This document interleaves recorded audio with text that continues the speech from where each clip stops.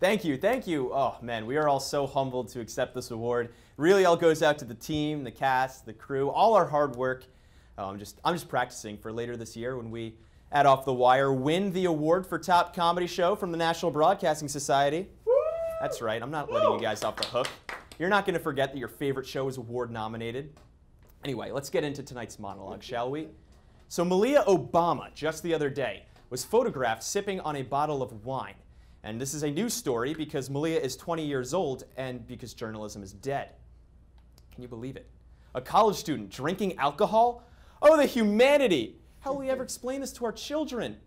Well, I'd have to first unfurl the tissues on my bathroom floor to speak to my kids, so I'm not even going to go there. Now, no one was upset with Malia for breaking the law, but I suppose what this article was trying to point out was that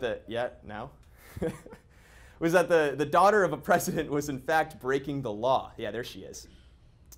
But let's put this into perspective. She's 20 and she's drinking alcohol. You know what her dad Barack was doing at 20? Yeah, cocaine. And he still went on to become president of the United States. So if you ask me, you're falling behind, Malia. You better step up your game, get into some harder stuff, or you'll never be president like your father. Now the biggest crime here is what she's drinking. Do yourself a favor, Malia.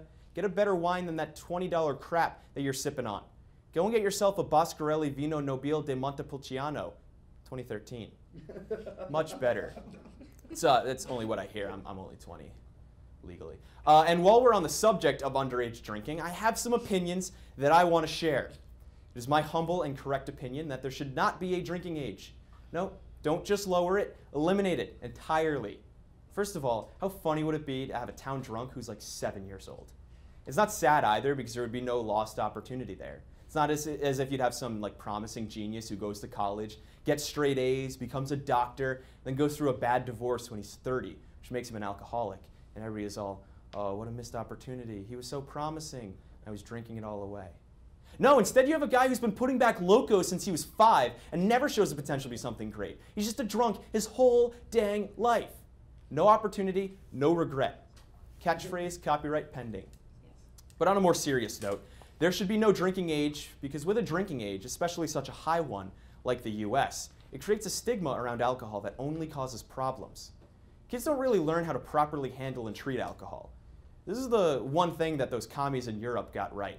They allow parents to teach their children from a young age how to properly consume alcohol. So rather than kids binge drinking the moment they get their hands on alcohol and getting their stomachs pumped at the first party that they go to in college, they know their limits and the value of booze because their parents taught them things like, this is how wine should taste, or this is how many beers you should have before drinking some water. Or yeah, spread the cheeks, spread them. Good, now we can get the funnel in there. You see, there are some really important lessons about the treatment of alcohol that if we don't learn at a young age, we're not going to get. And then there's going to be vodka all over the floor and you're going to have to clean out my funnel. It's time to get rid of these archaic rules dictating our lives. This is America, need I remind you, tyrants.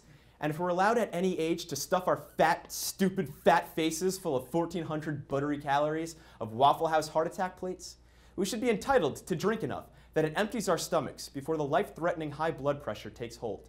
So cheers to you, Malia, and bottoms up. Maybe one day you can drink enough that you drive a car off a bridge in Chappaquiddick, killing your passenger, and become the next Lion of the Senate.